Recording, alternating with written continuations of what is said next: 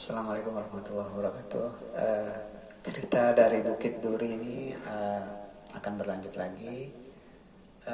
Ini tentang kisah para pemberani yang berani merealisir mimpi dan keinginannya untuk belajar di luar negeri. Nah, ini sebenarnya cerita anak-anak kami.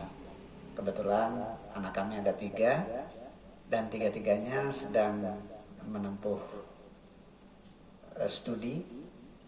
Anak pertama dan kedua kuliah di tingkat 1 atau program sarjana, dan satu lagi SMA. Nah, saya yang punya latar belakang pendidikan sejarah UI itu pernah membaca dan bahkan mempelajari banyak tokoh-tokoh kita, terutama tokoh-tokoh pejuang itu seabad yang lalu. Mereka sejak muda memang banyak merantau juga ke luar negeri. Bisa disebutkan misalkan Haji Agus Salim, ada bekas presiden pertama RI Bung Hatta, ada pejuang yang namanya Tan Malaka, kemudian tokoh-tokoh budaya. Itu di awal abad ke-20 mereka sudah berada di Eropa, di dunia yang sangat jauh sekali. Waktu itu saya punya mimpi juga, gimana caranya kita bisa ke luar negeri. Karena ya terus terang banyak kalangan berpendapat, bukan berarti Indonesia jelek, bukan berarti pendidikan di Indonesia ini tertinggal, bukan. Tapi kalau kita bisa mendapatkan pendidikan di luar akan sangat berguna buat kita. Karena apa? Banyak pengalaman, terus kita mendapatkan banyak hal yang tidak ada di Indonesia, dan pelajaran hidup yang sangat berharga sekali buat individu-individu, terutama soal kemandirian. Nah, anak-anak kami sejak kecil memang kami tempa, kami sarankan untuk belajar. Dan dalam situasi dunia seabad kemudian dari yang saya ceritakan tadi, dunia sudah berkembang sedemikian besar. Kalau seabad yang lalu orang bisa keluar negeri hanya karena keluarganya kaya atau dia mendapatkan privilege yang khusus, tapi zaman sekarang, sahabat, setelah itu saya bilang ke anak-anak, kamu mau ke ujung dunia manapun, mau belajar di negara manapun, itu bisa. Syaratnya bekali kemampuan dalam bidang ilmu dan keterampilan, kemudian mental. 2 hal itu yang kami tekankan. Karena secara ekonomis kami menghitung nggak mungkin kalau kami membiayai anak-anak ke luar negeri, karena sangat mahal kalau untuk itu. Jadi lambat laun, sedikit demi sedikit, pelan-pelan, keinginan belajar ke luar negeri tertanam di anak-anak kami. Seiring dengan itu, anak-anak juga rajin untuk belajar, kemudian menambah keterampilan berbahasa Inggris, terutama ini menjadi modal untuk mencari beasiswa. Nah, dari sanalah kemudian terbuka jalan yang saya bilang tadi. Dunia sekarang maju begitu besar, teknologi komunikasi, internet juga berkembang, dan banyak sekali institusi pendidikan dan juga badan-badan amal yang memberikan scholarship atau beasiswa. Jadi ringkasnya, anak-anak kami sekarang 3-tiganya itu belajar di luar negeri karena memang mereka berjuang untuk mendapatkan scholarship di institusi pendidikannya masing-masing. Alhamdulillah, anak kami yang pertama, Ruli, sedang menyelesaikan studi sarjananya di bidang ekonomi di negara bagian Maine. Dia kuliah di College of Atlantic di negara Pamanasan di sana. Kemudian adiknya Rahma juga sedang menempuh pendidikan strata 1 atau sarjana bidang hukum internasional di IA University di Madrid, Spanyol di Eropa. Dan yang terakhir, adiknya ini terpacu meskipun masih SMP 2 tahun yang lalu, punya cita-cita seperti kakaknya. Bisa nggak ke luar negeri? Saya bilang bisa, asal punya kemampuan bahasa Inggris yang bagus, kemudian juga punya bekal yang cukup. Artinya punya prestasi-prestasi yang bisa disounding atau di-endorse ke lembaga beasiswa. Nah, yang ketiga ini namanya Muhammad Rizky, akhirnya 2 tahun yang lalu apply ke salah satu institusi pendidikan internasional di Montenegro, namanya Knight Bread School International, mengikuti serangkaian tes dan lulus, alhamdulillah. Jadi Knight Bread School International atau KSI ini head office-nya atau pusatnya itu di Inggris dan punya beberapa cabang di sejumlah negara, salah satunya di Montenegro.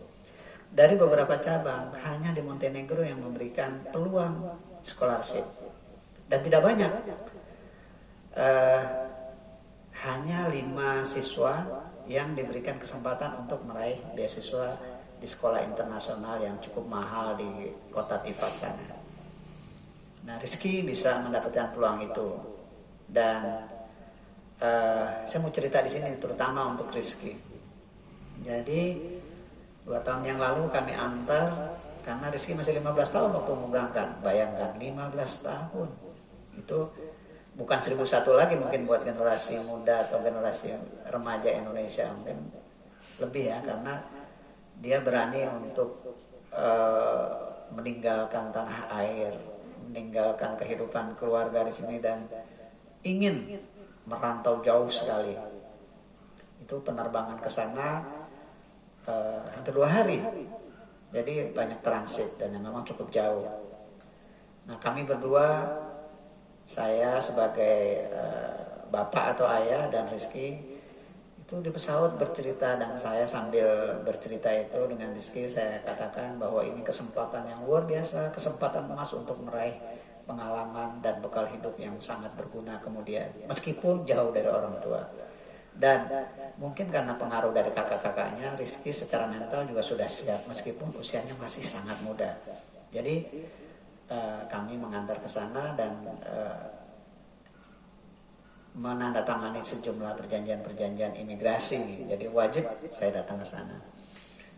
Nah, dalam situasi dunia yang seperti ini sekarang, yaitu pandemi corona, Montenegro pun saya mendapat kabar dari Rizky tidak lepas dari pembatasan-pembatasan.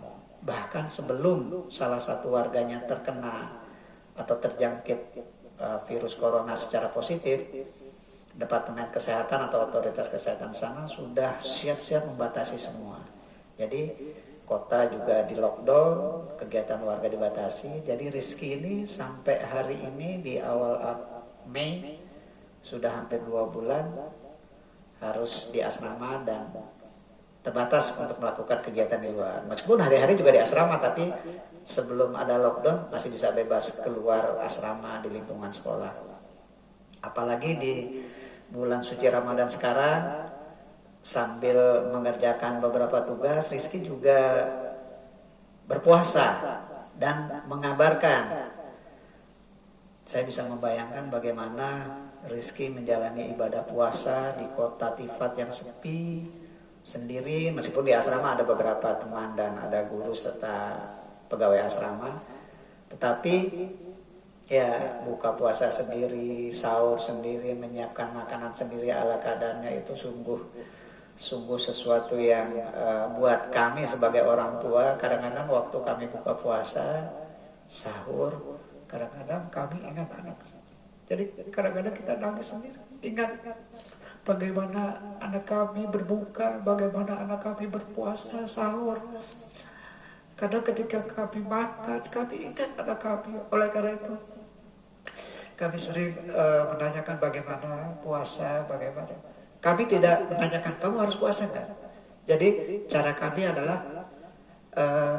menanyakan sesuatu yang pada intinya mengarah ke sebenarnya penegasan bahwa kamu harus puasa, kamu harus sholat. Tapi kami punya cara, misalkan menanyakan hal-hal yang terkait dengan itu. Misalkan, kamu buka puasa dengan apa?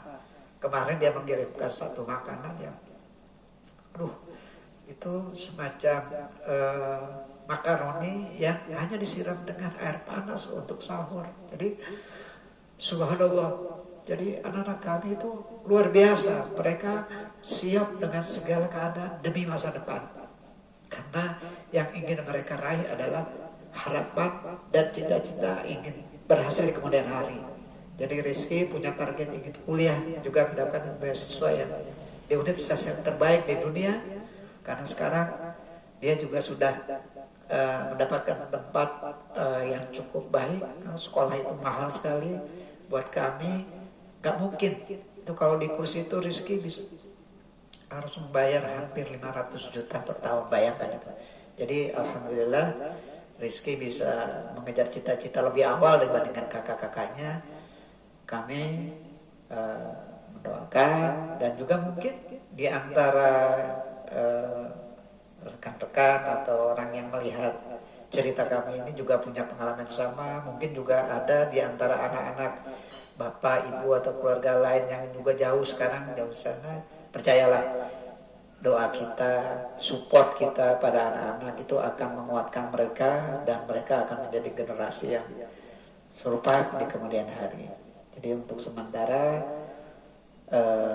kami akhiri dulu cerita dari Bukit Duri. Ini cerita dari keluarga kami. Masih banyak cerita lagi, nanti kita akan sambung lagi.